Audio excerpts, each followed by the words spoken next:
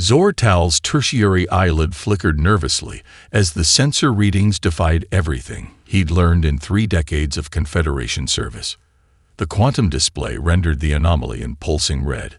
An unknown vessel had just appeared at the edge of the Arcadian sector without triggering a single hyperspace distortion warning. "Magnify," he ordered, his scaled fingers dancing across the crystalline interface. The holographic projection expanded, revealing a sleek obsidian vessel unlike any in the Confederation database. Its hull absorbed rather than reflected the sensor suites, a technical impossibility without exotic matter that would have been detected instantly. "Sir," called Lieutenant Vex, her voice tight with concern, "the vessel's energy signature exceeds Confederation safety protocols by a factor of 17. But there's no radiation leakage, no thermodynamic waste. The readings suggest perfect efficiency." Perfect efficiency. The words hung in the command center like a blasphemy.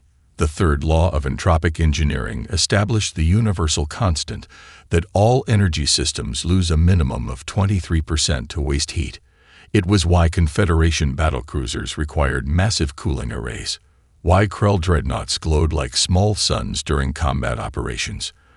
Every advanced civilization had accepted this fundamental limitation. "Identity beacon," Zortal demanded. "None we recognize, sir." "Wait."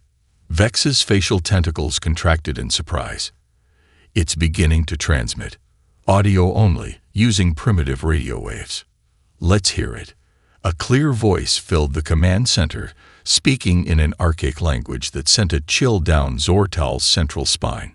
He didn't need the translator to recognize it. He'd heard recordings from the First Contact War. Human language. A language that should be contained to a single unremarkable solar system 200 light-years away. "This is Captain Eliza Rise of the United Earth ship Prometheus. We are conducting routine navigational exercises in neutral space as permitted under Section 7 of the Sol Containment Treaty. Please acknowledge." Zortal's mind raced. Humans were permitted minimal interstellar travel, diplomatic vessels and small trading ships only, all using standardized Confederation-approved engines. Nothing that could produce the readings he was seeing. "Alert High Command," he ordered, "and dispatch intercept Squadron Delta 9. 6 Confederation light cruisers materialized around the intruder within minutes, their weapons charged. Unidentified human vessel. Broadcast Commander Vex Moore from the lead cruiser.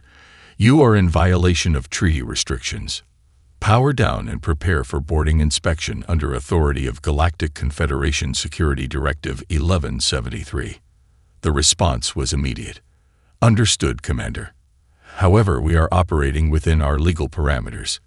To demonstrate good faith, we will withdraw to Sol-controlled space." What happened next would be replayed in every Confederation military academy for years to come. The human vessel didn't turn. It didn't activate any recognizable propulsion system.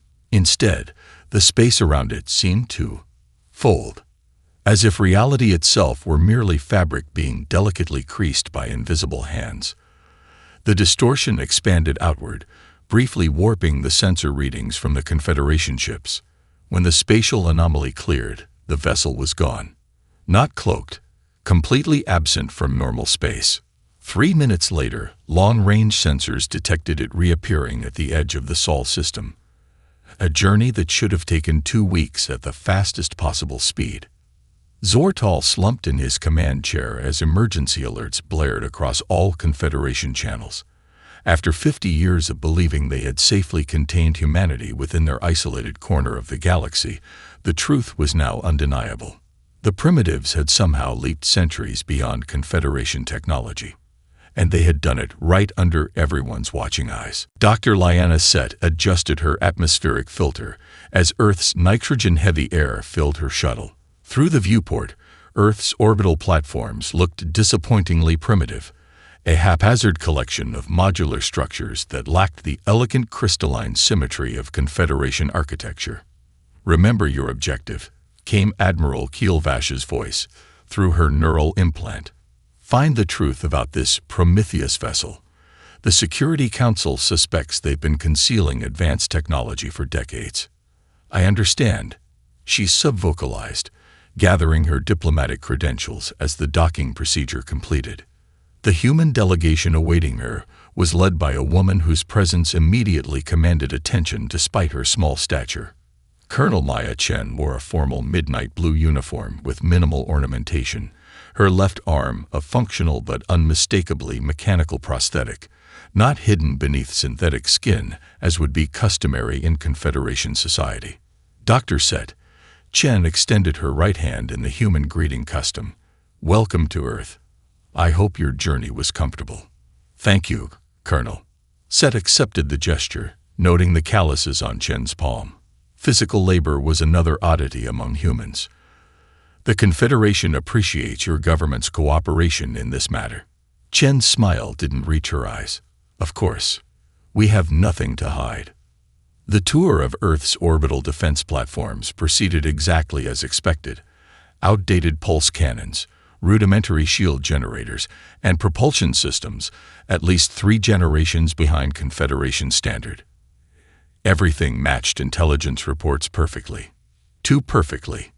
During a demonstration of their advanced targeting systems, a solar flare triggered emergency protocols. In the momentary confusion, Set noticed technicians hurriedly covering displays that briefly showed mathematical formulations using symbols she'd never encountered in any civilization's scientific notation. Apologies for the interruption, Chen said smoothly. Our predictive algorithms occasionally require recalibration during solar activity. Set nodded politely, filing away the inconsistency. Later, as her hosts prepared a ceremonial meal, she activated her personal scanner. Technically a violation of diplomatic protocol, but necessary. The quantum encryption protecting Earth's networks was unexpectedly sophisticated, but her Confederation infiltration tools eventually isolated fragments of data regarding Project Prometheus. One name appeared repeatedly, Dr. James Harrington. When she queried Earth's public information networks about him, the results were puzzling. Harrington had apparently been a professor of theoretical physics at something called MIT before disappearing from public records 20 years ago, right after publishing a controversial paper on quantum probability navigation that was dismissed by his peers as impossible. That night, bypassing her assigned quarters surveillance, Set ventured into restricted sections of the orbital platform. The maintenance shafts led to a sealed observation room where engineers huddled around a 3-dimensional model of what appeared to be the Prometheus. Old man Harrington's done it again, one said. The dimensional fold worked perfectly. Yeah, but Chen's worried about the Confederation figuring it out, if they realized it's just the beginning. Set retreated silently, her mind racing. The beginning of what? Her answer came the next morning when Colonel Chen invited her to visit additional facilities on Earth's surface. Their shuttle descended toward a massive crater in a region called Arizona, officially listed as a meteor impact site from the previous century. But as they approached, the air itself seemed to shimmer, and the crater dissolved to reveal an underground complex extending kilometers beneath the surface. Enormous construction bays held framework structures that unmistakably matched the Prometheus design. Not one ship, dozens. I thought you might have scanned our networks, Chen said quietly beside her, no longer maintaining the charade. The question is, Dr. Set, what will you tell your superiors about what humans have really been doing since you restricted us to our solar system? The implied threat hung between them as the shuttle descended into humanity's impossible secret. Haven Colony's warning sirens came too late. The Krell battle group, 17 vessels strong, dropped out of hyperspace mere kilometers from the orbital platforms. Evacuation protocols initiated immediately, but everyone knew the truth. Confederation reinforcements were hours away. Haven was defenseless. Begin planetary bombardment, ordered Krell Commander Vexnar, his chitinous mandibles clicking with anticipation. Let the Confederation witness the price of refusing our territorial demands. The colony's meager shields collapsed under the first salvo. Thousands of lives winked out in seconds as habitation domes shattered. On the surface, colonists of 12 different species fled toward emergency shelters, knowing they would never reach them in time. Without warning, the fabric of space 20 kilometers off Haven's southern continent shimmered. The effect resembled heat distortion above desert sand, but expanding rapidly until it tore open like a wound in reality itself. From this spatial anomaly emerged the UES Prometheus. On its bridge, Captain Eliza Reyes stood perfectly still, eyes closed, her dark hair pulled back in a severe bun. 17 neural interface points along her spine glowed softly through her uniform as she communed directly with her vessel. Prometheus Combat Symphony initiating, she whispered, though no verbal commands were necessary. Movement 3. The ship responded instantly, not as machinery obeying commands, but as an extension of her consciousness, while Confederation captains issued orders and waited for crew to execute them. Reyes and Prometheus acted as a single entity. The Krell fleet registered the new arrival and pivoted, diverting firepower from the defenseless colony. Energy beams capable of cleaving moons struck the Prometheus directly and simply vanished. No shields flared, no impact tremors registered. The energy disappeared as if it had never existed. Impossible, hissed the Krell commander. Maximum power to all weapons. The Prometheus moved like liquid thought through space, occupying positions that violated navigational physics. At one moment, sensors registered it directly ahead. Microseconds later, it appeared behind a Krell cruiser without any transition between points. Rather than conventional weapons, the human vessel projected localized distortions that precisely targeted Krell propulsion systems and weapons arrays. Ships weren't destroyed. They simply ceased functioning, left adrift but with life support intact. From Haven's surface, the battle resembled a dance, the massive Krell vessels lunging clumsily while the Prometheus flowed around them with impossible grace. Then the Krell commander made his fatal error. Deploy the singularity weapon, he ordered. If we cannot win, neither shall they. A midnight black sphere launched from the flagship, accelerating toward Haven's most populated continent. Even the Prometheus couldn't intercept it in time. Colonial authorities broadcast final evacuation warnings, knowing they were futile. Captain Reyes opened her eyes. Chronometric field, maximum aperture. The Prometheus discharged what appeared to be a bubble of faintly golden light that engulfed the singularity weapon. Inside this field, the laws of temporal physics altered. The weapon's detonation sequence, designed to unfold in nanoseconds, stretched instead to minutes. Get those people out of there. Reyes ordered her communications officer, the only verbal command she'd issued during the entire engagement. We've bought them time, but not much. As colonial transports rushed to evacuate the threatened continent, the Prometheus maintained its temporal field, the strain visible in the sweat beading on Reyes' forehead and the trembling of the ship's previously stable hull. When Confederation reinforcements finally arrived, they found 11 Krell vessels disabled, the remaining 6 in retreat, and the Prometheus hovering protectively over Haven's now evacuated southern continent. The singularity weapon, still suspended in its slow-motion detonation, was being carefully towed toward deep space. Admiral Kimvora of the Confederation fleet opened a communication channel. Captain Reyes, by what authority did you? We responded to a distress call. Reyes interrupted, her voice steady despite her obvious exhaustion.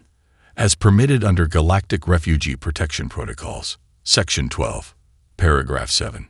As the Prometheus prepared to depart, a young Medusan officer on the Confederation flagship turned to her commander. Sir, what just happened? How did they do that?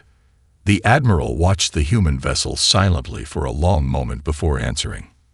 I don't know, Lieutenant, and that terrifies me more than the Krell ever could. The Confederation Grand Chamber had never hosted an emergency session with all 12 High Council species present. Yet today, representatives from worlds spanning 3 galactic arms gathered in the vast crystalline dome, their disparate physiologies united by a single emotion: fear. At the chamber's center stood Colonel Maya Chen, her military uniform exchanged for a simple gray suit that somehow made her seem more formidable, not less. Beside her waited an elderly human male who appeared almost comically out of place among the advanced technology surrounding him. Dr. James Harrington looked exactly like what he was, a 90-year-old academic who'd spent more time with equations than people. His white hair stood in disarray, and he'd insisted on bringing an ancient communication device, humans called a chalkboard, rather than using the chamber's holographic systems. High Chancellor Zik of the Medusan Conclave activated the formal proceedings, his telepathic voice resonating directly in the minds of all present. The Confederation demands answers regarding your treaty violations. The Prometheus vessel represents technology far beyond your reported capabilities. Either you have deceived us for decades, or you have acquired forbidden knowledge from outside sources. Colonel Chen stepped forward. Neither accusation is correct, Chancellor. Do not insult our intelligence further, human, projected Zik. We observe your vessel manipulating fundamental forces in ways that should require centuries of development beyond your current level. You're right about the fundamental forces, Chen admitted. You're wrong about everything else. Murmurs rippled through the chamber as Chen gestured to her companion. Dr. James Harrington designed the Prometheus. He'd like to address your concerns directly. The old man shuffled forward, surveying the assembled alien dignitaries with surprising confidence. He sipped coffee from a chipped ceramic mug before placing it on the floor beside him. You folks have a category error problem, Harrington announced, his voice startlingly powerful. You've assumed we think like you. Without waiting for a response, he turned to his chalkboard and began sketching equations, not the complex formulae expected for advanced propulsion theory, but surprisingly simple mathematical expressions. Confederation science follows linear progression, he explained, chalk dust coating his fingers. You discover principle A, which leads to technology B, which enables discovery C, and so on. It's methodical, logical, efficient. He drew a straight line connecting these points before stepping back and drawing a completely different diagram beside it, a web of interconnected nodes with lines crisscrossing in seemingly random patterns. Humans don't work that way, Harrington continued. We make intuitive leaps. We connect disparate concepts. We try combinations your prediction algorithms would dismiss as nonsensical. The Raxian science director's bioluminescent patches flashed with indignation. Are you suggesting primitive intuition somehow surpasses our quantitative modeling? Not surpasses, Harrington corrected. Complements. You eliminated pathways your models deemed inefficient. We explored them anyway. He erased his diagrams and wrote the single equation, deceptively simple yet immediately causing consternation among the Confederation scientists present. This, he explained, is the foundation of probability engineering. It doesn't force physics to comply with our desires. It identifies realities where the desired outcome already exists. Impossible, declared the Vortian representative, his exoskeleton clicking with agitation. You suggest navigating quantum probability instead of manipulating matter energy. Exactly. Harrington smiled. The Prometheus doesn't push against physics. It finds paths of least resistance through possibility space. To demonstrate, he sketched 3 infamous Confederation mathematical challenges, problems that had resisted solution for centuries. Using his probability approach, he solved each in under a minute, using methods so unconventional that the chamber's translation systems struggled to interpret his explanation. As the implications sank in, High Chancellor Zik's telepathic voice grew cold with barely contained panic. You must surrender this technology immediately. Such power cannot remain in the hands of a single species, especially one with your violent history.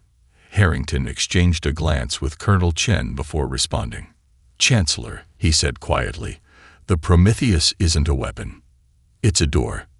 And it's already open. Dr. Lyanna Set had never imagined requesting a formal research visit to Earth, yet here she was, atmospheric filters adjusted to human standard conditions, standing before what humans once called Disneyland.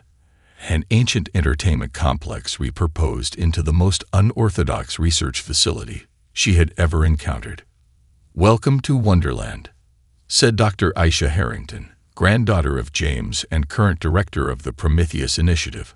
Unlike her grandfather's disheveled appearance, Aisha projected calculated precision, her dark skin contrasting with a laboratory coat adorned with colorful pins bearing incomprehensible human symbols. "Why here?" Set asked, gesturing toward the faded remnants of fantastical structures rising above the research buildings. "Inspiration," Aisha replied simply. "The answers we needed weren't in sterile laboratories. The facility defied every Confederation research standard. One section operated inside an ancient attraction called Space Mountain, where centrifugal chambers tested spatial folding under various gravitational conditions. Another team worked in a flooded underwater exhibit, using the properties of hydrostatic pressure to model 11-dimensional space compression. Most disturbing to Set's Confederation sensibilities was the chaos. Scientists working amid collections of toys, musical instruments, art installations, and games that seemed entirely unprofessional. "Here's our propulsion team," Aisha announced, leading Set into a circular room where 3 humans worked in apparent disharmony. Dr. Min Seo Park sat cross-legged on the floor, surrounded by 3-dimensional geometric shapes. He physically rearranged while muttering equations. His hands fluttered occasionally in repetitive patterns that would have marked him for immediate behavioral correction in Confederation society. Min Seo perceives quantum mathematics as tangible objects, Aisha explained. He can visualize 11-dimensional probability fields by physically manipulating these models. Nearby, Commander Dario Almasi bounced between 7 different workstations, attention shifting rapidly as he modified simulations at each one simultaneously. His workspace was chaotic, littered with half-finished prototypes and scribbled notes. "Dario's mind processes parallel possibilities simultaneously," said Aisha. "What you see as distraction, we recognize as his natural cognitive state, allowing him to iterate designs 50 times faster than conventional approaches." The third team member, Dr. Fatima Okoro, wore a neural interface unlike any Set had seen. Instead of standard data processing nodes, her headset connected to sensory amplifiers. Fatima experiences electromagnetic frequencies synesthetically. As flavors, Aisha continued, she designed our energy distribution systems by tasting the most efficient configurations. Set struggled to maintain scientific objectivity. In Confederation cultures, these cognitive variations would be corrected, Aisha finished. "We know. You identify neurodivergence as disorder. We recognize it as cognitive diversity, essential to innovation." The truth struck Set with sudden clarity. "You're deliberately cultivating cognitive differences." "Not cultivating, celebrating what naturally exists," Aisha corrected. "Our breakthrough came when we stopped forcing brilliant minds to think the same way." She led Set to a simple memorial plaque that read, "In honor of Miguel Sanchez, who showed us how to turn everything inside out." "Who was he?" Set asked. "Our maintenance supervisor. No scientific training whatsoever. But after our 9th prototype failed, he looked at our spatial compression field and asked, 'Why are you pushing space away instead of pulling it through itself?' His perspective changed everything." As they continued the tour, Set felt increasing discomfort, not from the facility's strangeness, but from memories surfacing from her own childhood. The repetitive patterns she once found soothing, the multisensory perceptions her instructors had trained her to suppress. "You were one of us, weren't you?" Aisha asked gently, noticing Set's reaction. The question penetrated decades of conditioning. Set's inner eyelids fluttered rapidly, a self-soothing behavior she hadn't displayed since childhood neurological adjustments. "The Confederation identified my irregular cognitive patterns during early development," she admitted. "I received standard harmonization treatments." Aisha nodded sadly. "They took something precious from you, your unique way of seeing the universe." For the first time in her distinguished career, Dr. Lyanna said, wondered what discoveries she might have made if her mind had remained uniquely her own. The Prometheus isn't just a ship, Aisha said quietly. It's a monument to what becomes possible when we stop forcing everyone to think the same way. The Krell Emperor's hologram dominated the emergency Confederation Council meeting, his armored exoskeleton gleaming as his image towered over the assembled delegates. Behind him, sensor feeds showed the unmistakable signatures of the largest armada assembled in 50 years, over 1,000 warships converging toward the Sol system. The human abomination ends today, the Emperor declared, mandibles clicking rhythmically. Their violation of natural law cannot be tolerated. We offer the Confederation one opportunity to stand aside or face the consequences alongside them. As the transmission ended, chaos erupted among the delegates. We cannot condone this unprovoked aggression, argued the Arcturian ambassador. Nor can we defend a species that has concealed such power, countered the Vorchan representative. The humans brought this upon themselves. On Earth, Colonel Maya Chen stood in the Pentagon's holographic command center, watching real-time projections of the approaching Krell fleet. The room fell silent as she activated a secure channel to the 7 hidden shipyards scattered throughout the solar system. "Initiate Protocol Avalon," she ordered quietly. "All Prometheus-class vessels deploy." Dr. Set, invited to observe as a scientific liaison, noted the grim determination on Chen's face. "You knew this day would come," Set said. "It wasn't a question." Chen nodded. "The moment we built the first successful prototype, the galaxy fears what it doesn't understand, and humans specialize in the incomprehensible." The holographic display shifted to show a previously hidden option, a spherical grid surrounding the entire solar system. "Is that?" Set began. "Dimensional barrier," Chen confirmed.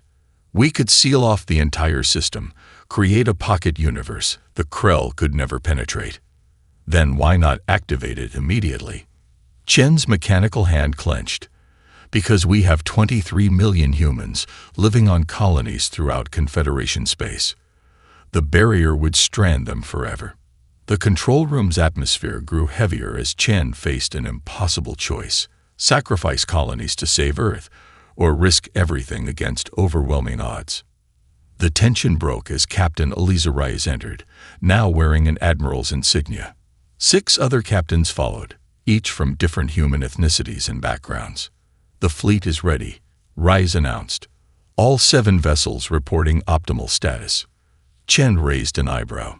7 ships against 1,000, even with probability engineering. "We're not planning a conventional defense," Rice interrupted, gesturing to her diverse team of captains. "Each of us approaches probability space differently. Together, we create something new." Deep in the asteroid belt, observation posts recorded the simultaneous emergence of 7 Prometheus-class vessels, each subtly different in configuration. Instead of forming a defensive line, they arranged themselves in an asymmetrical pattern that tactical computers could not identify as any known formation. "Symphonic maneuver," Rice explained to the command center. "Each ship operates independently yet harmonically, creating overlapping probability fields." As the Krell fleet entered the outer solar system, their tight formation suddenly became a liability. The 7 human vessels executed perfectly coordinated reality adjustments, not targeting individual ships, but altering the fabric of space itself in patterns that separated enemy vessels into isolated clusters. Then disaster struck. The Krell Emperor, seeing his carefully planned assault faltering, activated a sequence that had remained dormant since the ancient wars, a stellar destabilizer aimed not at Earth, but at Proxima Centauri, humanity's first and most populous colony world. "Energy surge detected," reported a sensor operator, voice cracking. "The Proxima star is, God help them. It's going supernova." Proxima's billions of inhabitants had minutes to live. Even at maximum probability manipulation, no single Prometheus vessel could reach them in time. Rice exchanged glances with the other captains. Without a word, all 7 activated their neural interfaces simultaneously. What are they doing? Set asked, watching the ships rapidly converge. Chen's eyes widened in realization. Something they've never tested. Something theoretically impossible. The 7 Prometheus ships merged their probability fields, transforming from distinct vessels into a single geometric structure that defied conventional physics, a dimensional lattice that extended through subspace toward the dying star. As Proxima Centauri began its catastrophic collapse, the combined human vessels created a reality interface around the star, not preventing the supernova, but channeling its energy outward through artificial dimensions, sparing the populated worlds. In the process, the Krell Emperor's transmission was hijacked, his brutality broadcast to every corner of the galaxy, including Krell civilian worlds that had been told they were fighting a defensive war. As reports of uprising across the Krell Empire filtered in, Chen watched the holographic display showing the casualty reports from Proxima. The intervention had saved billions, but thousands had still perished in the initial energy surge. Victory, she whispered bitterly. At what cost?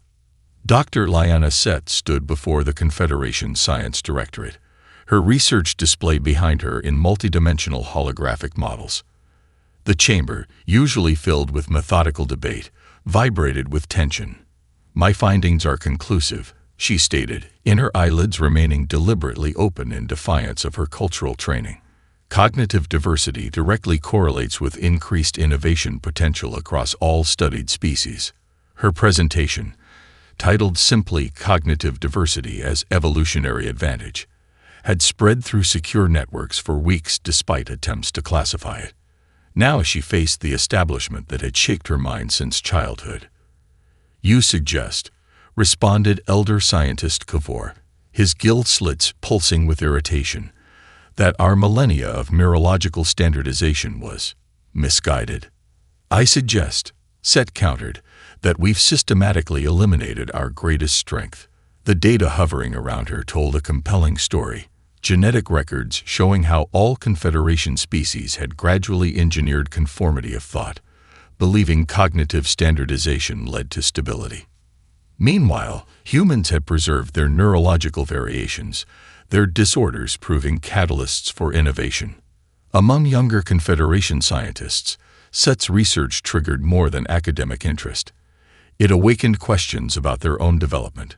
Protests erupted across 17 worlds as citizens demanded access to genetic records, searching for evidence of family members who had been harmonized out of existence. On Earth, Colonel Chen navigated a different kind of battlefield. The Krell Empire had fractured after the Emperor's exposure, with reformist factions suing for peace. The Confederation remained divided. Several species proposed a permanent alliance with humans, while others advocated for more stringent containment measures. Technology alone won't protect us going forward, Chen explained to the United Earth Council. We need diplomatic recognition of our sovereignty. The chamber, consisting of representatives from every human culture and cognitive spectrum, debated Earth's proposal to the galactic community, open sharing of probability engineering principles in exchange for full sovereignty, and the dismantling of cultural preservation policies that restricted primitive species. We're asking them to dismantle the foundation of their society, warned a counselor. No, Chen responded. We're asking them to remember what they've lost. The transformation began in unexpected places. On the Medused homeworld, parents refused cognitive standardization treatments for their offspring. Among the Vorchen, long-suppressed artists created works exploring perceptual differences.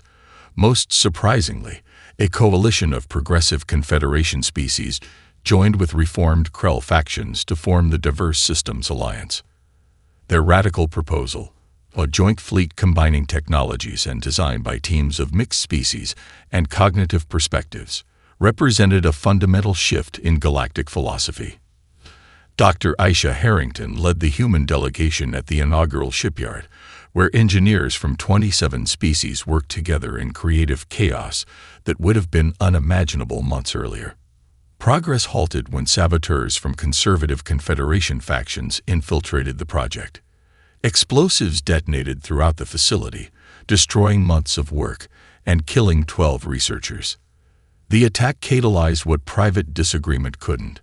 Public opinion across the galaxy crystallized around images of the mixed species research team who had died working toward a shared future. The conflict escalated when Admiral Zinvorath, a hardliner from the Arcturian Military Command, attempted to deploy a doomsday weapon against Earth, a planet cracker designed to shatter the entire crust into molten fragments. As the weapon activated near Mars, witnesses reported something unprecedented. The deadly energy discharge neither reached Earth nor was blocked. It simply transformed, redirecting into a spectacular aurora that encircled the planet in swirling ribbons of harmless light. No human vessel had intercepted it. No defense system had activated. What happened? Demanded Zinvorath, his command ship scanning frantically for the source of the intervention. The answer came not from sensors, but from a transmission originating beyond the solar system, a communication using elegant variants of all known languages simultaneously.